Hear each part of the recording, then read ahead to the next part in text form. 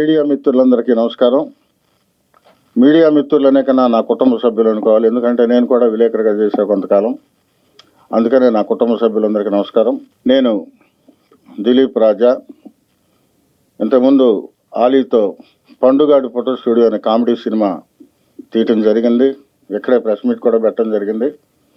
ఆ తర్వాత ఒక ఓటీటీకి తర్వాత ఇంకో సినిమా చేయటం కూడా జరిగింది.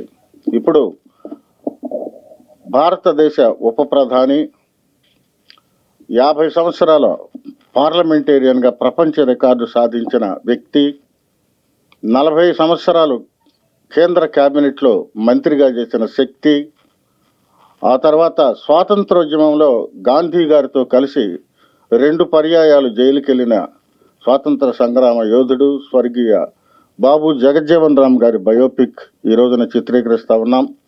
ఇప్పటికే దాదాపు 2 షెడ్యూల్స్ పూర్తి అవడం జరిగింది. ఈ సినిమా ఎందుకు అవసరం అంటే, భావితరాలకి ఇది ఒక డిక్షనరీ లాంటిది. ఇతను కూడా, జగజ్జీవన్ రామ్ గారు కూడా స్వాతంత్రోద్యమంలో ఉన్నాడనే విషయం చాలామందికి తెలియదు. ఆయన ఏదో ఉప ప్రధాని చేశారు, ఆయన ప్రధాని కాలేకపోయాడన్న సానుభూతి మధ్యనే ఉన్నారు, కానీ అసలు ఆయన నేపథ్యం ఏంటి, ఆయన ఎలా తయారయ్యారన్నది చాలామందికి తెలియదు. ప్రజలకు తెలియజేసే నిమిత్తమే ఆయన జీవిత చరిత్రను మేము ఈ రోజున బయటకు తీసుకొస్తా ఉన్నాం. బాబు జగజ్జీవన్ రామ్ గారి జీవితం ఎక్కడో బీహార్లో చాంద్వాలో జరిగిన కథ ఇది. 100 ఏళ్ల క్రితం జరిగిన కథ ఇది. అందుకనే మేము చాలా కాలయాపన టైం కూడా పడుతుంది సినిమా తీయట. కారణం ఏంటంటే 100 ఏళ్ల క్రితం కరెంట్ లేదు, రోడ్డులు లేవు, బిల్డింగ్స్ లేవు. కాబట్టి అప్పటి సెట్టులను వేసుకుని అప్పటి పరిస్థితులకి, అప్పటి న్యాచురాలిటీకి దగ్గరగా ఈ సినిమాని చిత్రీకరిస్తా ఉన్నాం. ఈ సినిమాలో జగజ్జీవన్ రామ్ గారి కూతురుగా మాజీ లోక్సభ స్పీకర్ మీరా కుమార్ గారు మీ అందరూ తెలుసు.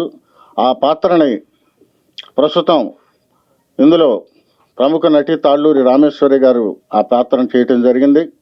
అలాగే జగజ్జీవన్ రామ్ గారి క్యారెక్టర్ని ఒక మాజీ సైనికుడు, ఇది it's a peculiar personality. Cinema హీరోల్లో ఏ హీరో కూడా మ్యాచ్ కాని పర్సనాలిటీ జగజ్జీవన్ రామ్ గారిది. అందుకని ఆయన కోసం వెతికి మేము పట్టుకుని గేలా వేసి జగజ్జీవన్ రామ్ గారి పోలికలో ఉన్న ఒక వ్యక్తిని పట్టుకున్నాం.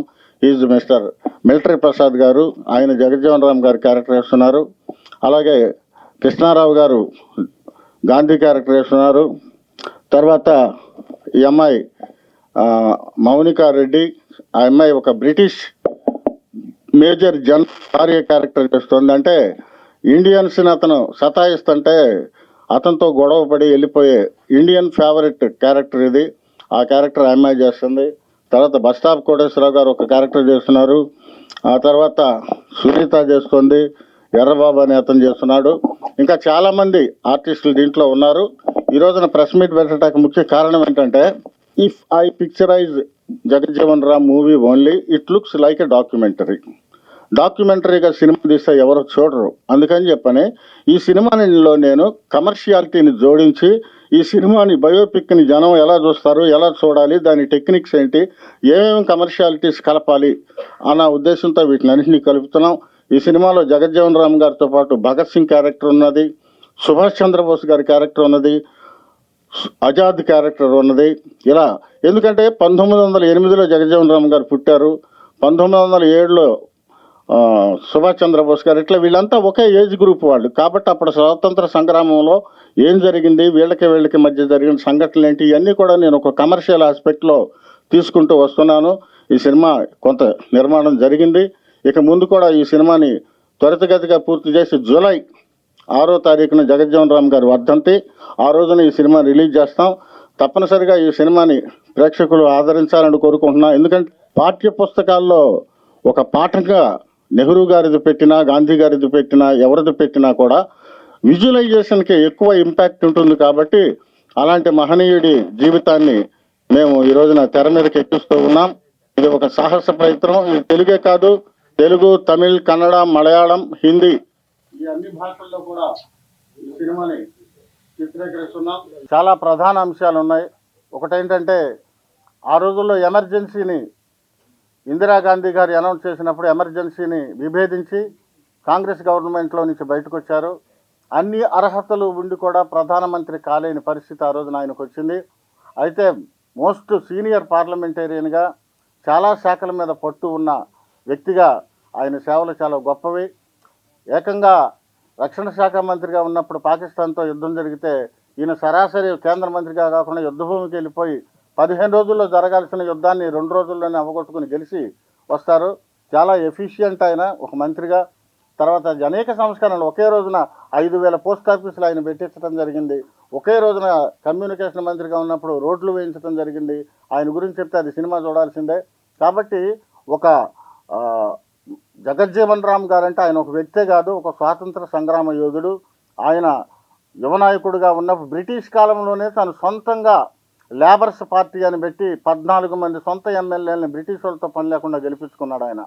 ఆ రోజు బ్రిటిష్ వాళ్ళు మేము మంత్రి ఇస్తాం రా, నువ్వు నా దగ్గరికి రా వెళ్లకుండా జగజ్జీవన్ రామ్ గారు సొంత ఆ లేబర్ పార్టీ తరఫున 14 మందిని ఎమ్మెల్యేలను గెలిపించుకున్నారు. తర్వాత సుభాష్ చంద్రబోస్ గారి ప్రభావంతో స్వతంత్రోద్యమంలోనికి వచ్చి 2 సార్లు మహాత్మా గాంధీ గారితో కలిసి జైలుకి వెళ్తారు. ఆ జైలు నుంచి వచ్చినాక స్వతంత్రం వస్తుంది. ఆ తర్వాత జరిగిన విషయాలన్నీ మీకు తెలుసు.